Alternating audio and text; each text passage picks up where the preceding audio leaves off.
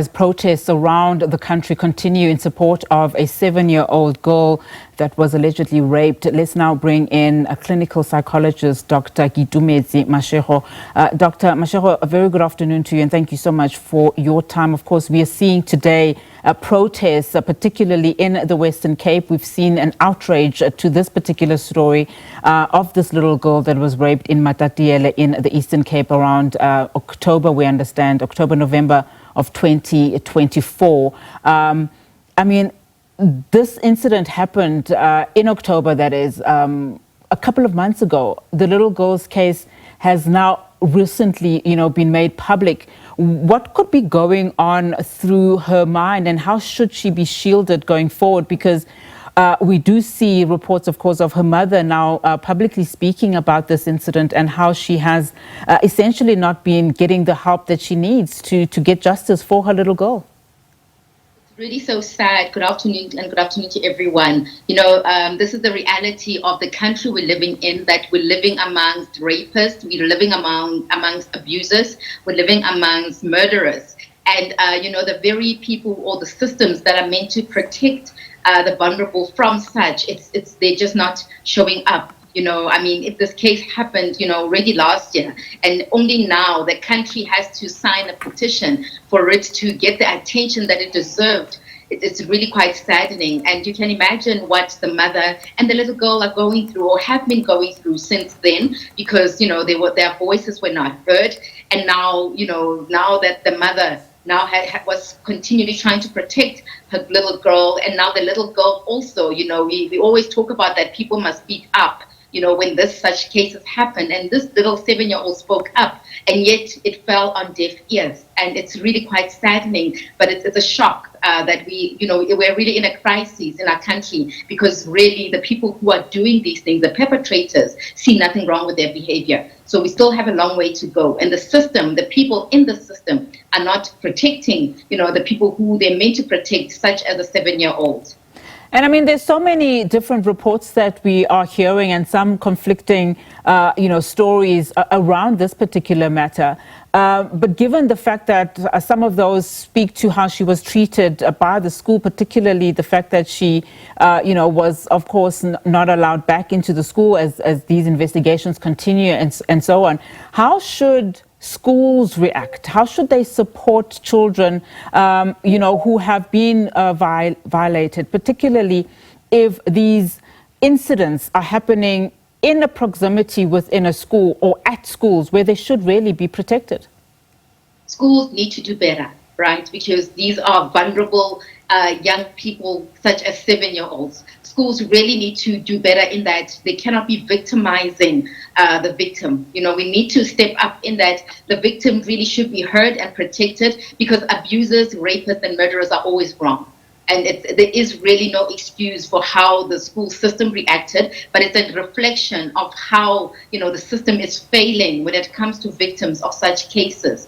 And I mean, when we look at the hashtag now, with what's going on around the world, or around the country about, petition for this little girl, you can see stories under that hashtag that, this is, there's a history of such cases that have been happening for years. People are verbalizing their stories, and also, under the same hashtag, you get the perpetrators who also verbalize, the fact that they see nothing wrong with what has happened, which is quite sad, and really it's a crisis in our country, and we really need to do better and step up so we can protect the most vulnerable, being the youngsters, the females, the women of this country.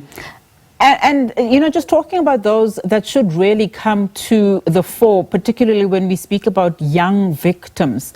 The conduct of the police, we understand, of course, there were some persons of interest in this particular case, and some were ruled out of this investigation. But then you have the principal who allegedly is refusing to give DNA samples. What does this say in a country, that has so much of violence perpetrated towards women and children, to refuse, firstly, to a DNA test that might exonerate you? But what does it say, particularly in this case, where the parents are frantically trying to find answers? it's really sad because the system, that is meant to protect the vulnerable is really failing in that, in such a case where the mother and the child will report the matter, and yet, procedures are not followed. It really goes to show that we are really failing the victims who are, experiencing such trauma, that we are letting them down, and they continually are re-traumatized as the story, just continues. The cases go on unsolved, and it's really quite sad. And really, it's a reflection of how the system is also run by people themselves who are not okay. We are really living in a wounded society, and it's not to excuse the perpetrators' behaviors, but it's just to indicate and show that, the perpetrators out there see nothing wrong with their behaviors, but the system themselves are run by people either who have been exposed, to such abuse, but because they were not assisted to process what it is they were exposed to, they themselves have become the abusers of the victims that come, to report such cases, which is quite sad. As the saying goes, that hurt people hurt other people, even if they were unfairly hurt, meaning that if the people in the system, if they themselves were exposed to abuse or such cases, if they do not do the work, they themselves can be quite harsh towards the victims and not do what it is that they're supposed to do. Even the perpetrators themselves, if they have been through such traumas, not to excuse the behaviors again,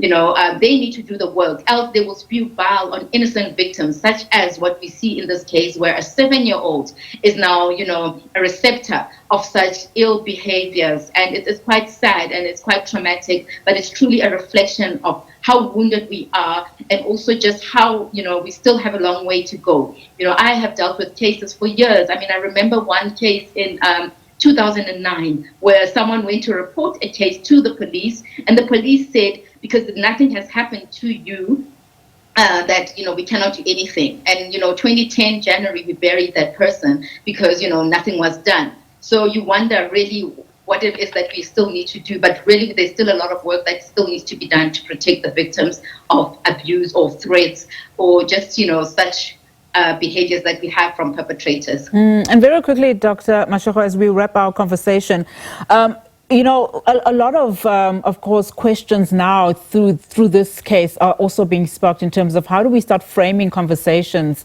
to our young children in terms of, sexual orientation, etc. In this case, I mean, if we had to take learnings from this unfortunate case, what advice would you give parents whose children also are probably left through long periods of time alone or with adults that are, meant to do no harm?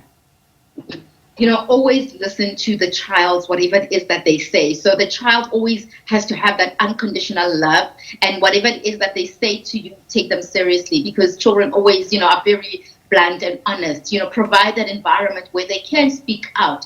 And, in this case, the 7-year-old was able to speak out, which goes a long way. It says a lot about the relationship with the mother. It's just sad that the system has just failed this mother and this child. And really, we're hoping that going forward, such cases do not happen, that the system does not fail, when people speak up, because we always speak about people needing to speak out. And yet when they do, they are failed so dismally. It's really inexcusable, such reaction to such a trauma. And really make sure that you listen to your children, you protect your children, and never trust anybody. Absolutely.